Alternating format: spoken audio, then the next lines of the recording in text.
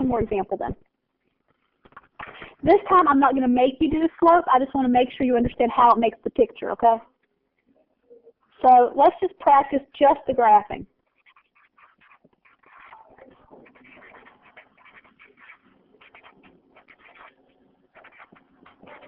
With the slope.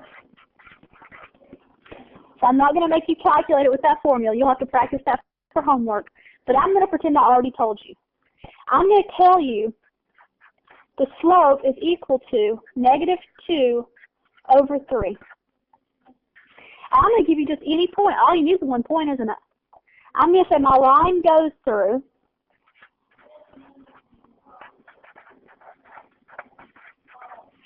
how about, I don't know,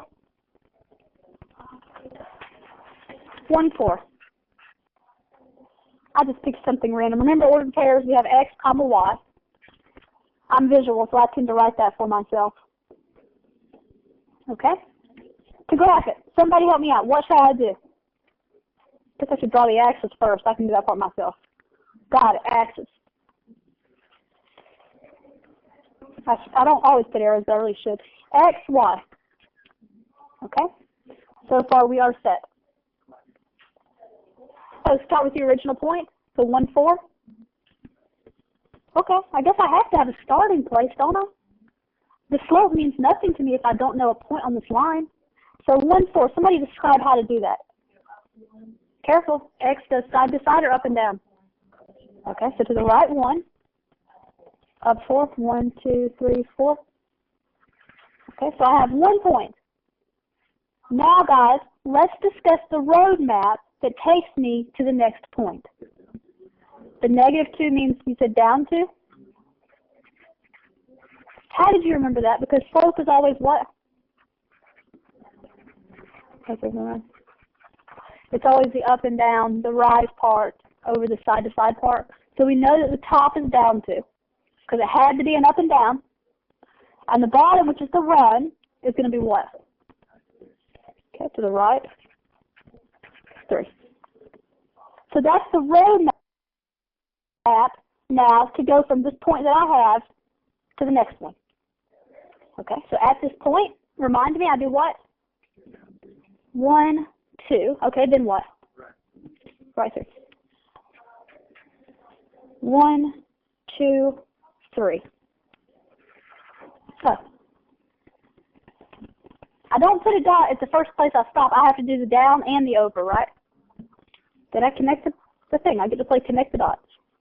Because all we need for a line, because the definition of a line reminds us that it's consistent, the slope is the same, all I need is 2 points and I can just connect it. Because it'll show me every other potential point on this line. It represents the equation that I would have had. Did that help? Are you guys feeling okay with graphing? This right here is such a powerful thing to be able to do.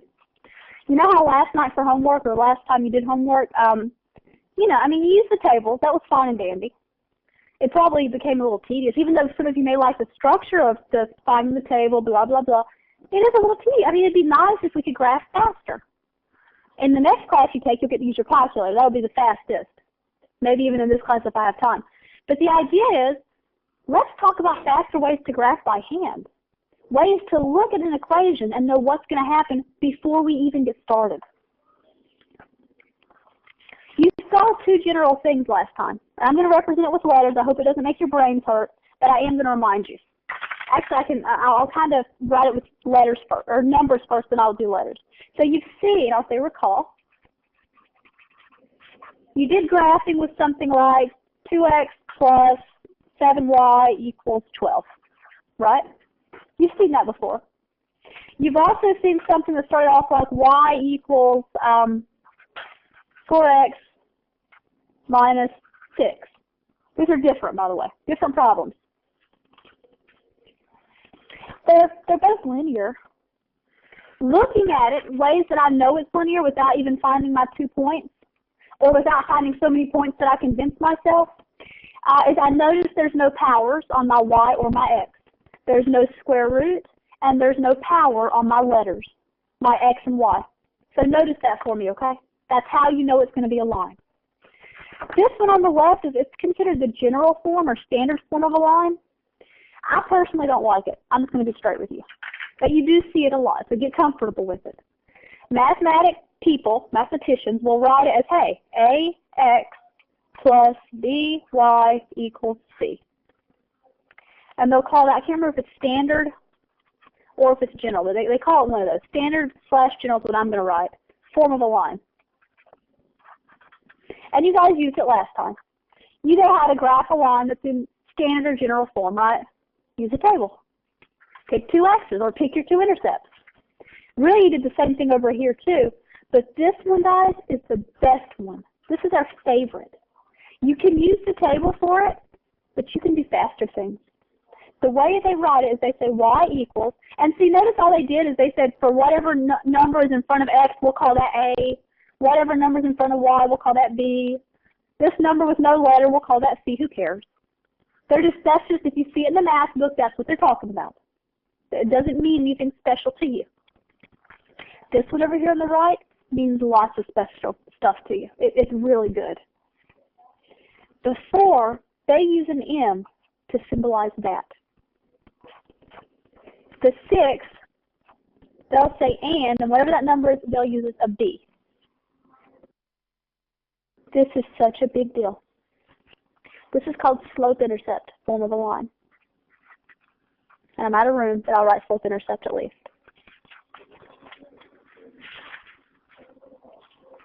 Y equals mx plus b. Big, big deal. I'm going to put it in a box. Yes? Go ahead, Kel. Because the idea is they just write it and say it's trivial. Here, let me change this to +6 so it doesn't bug you. The idea is whether it's a positive or a -6, that would be the b part. You know what I'm saying? So yeah, it could be a minus there. They just represent it generally with a plus for a one-time representation. But the idea is, with this one, yes, you can still use the table. Brittany, you okay? Got it? I'll torch you. Okay, gotcha. So, yeah, you can still use the table. But with this one, it's actually even better. This M, it stands for something specific. It stands for slope. Look at the name, slope-intercept. It kind of tells you what it's going to be, isn't it? The B, it stands for an intercept called the y-intercept. Remember, as a y-intercept, x is equal to what? 0? Okay.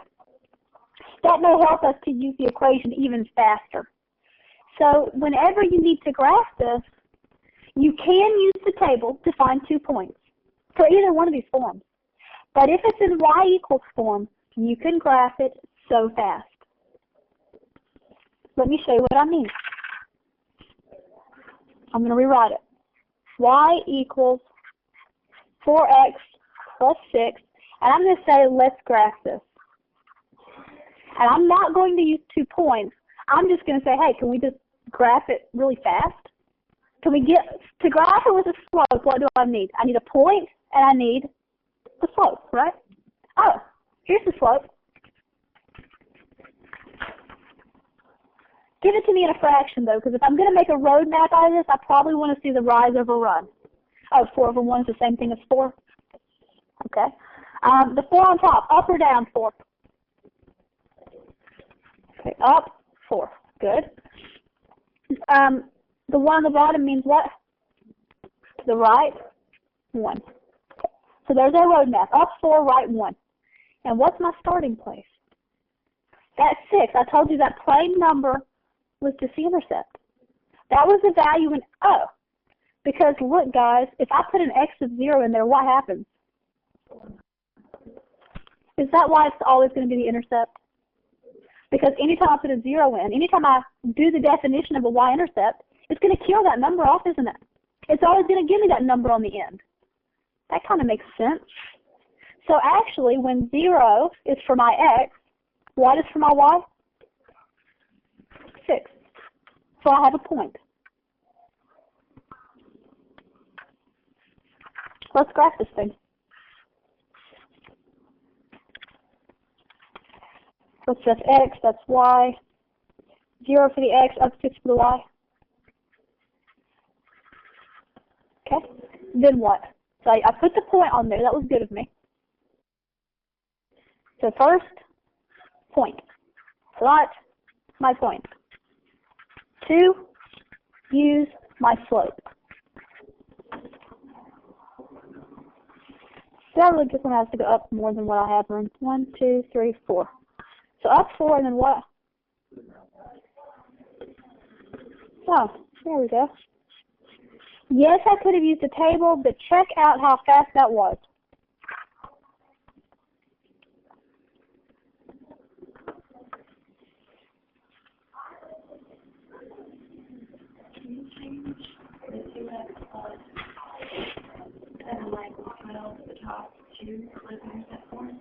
Sure. In fact, you know what? We did that last class. Remember the algebra we did that time? Before we used the table? I told you there were 2 ways to do the table. If you like to see y equals, you could do it. Do you remember the paper, how I split it? And some people, I don't think I brought those notes with me, but yeah, we did that. In fact, we can try that in a second if you want. We can remind ourselves of how to do it. But sure, if you get something written like this, absolutely, you can definitely solve and get y equals. And that way you can graph really fast. This is such a powerful way to write an equation. It's easy to substitute in x's and get out y's really fast, which we know usually we think of x as the input anyway, right? It's easy to graph this thing in like 2 seconds. It's easy to talk about behavior.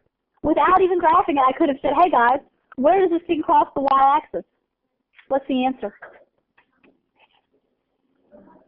6? Oh, that's the y-intercept. Does this have a positive or a negative slope? Oh, it's going up. Okay. Good. So with this one, you can see it better. You can see the behavior of your picture you're graphing better than what you can on that general form. You can get the answer, you can get the picture both ways, but it's just easier to see it on this way. Yeah, I think I saw somebody's hand. Maybe? Is there a question? No? Both of you guys okay? Amber, you're okay?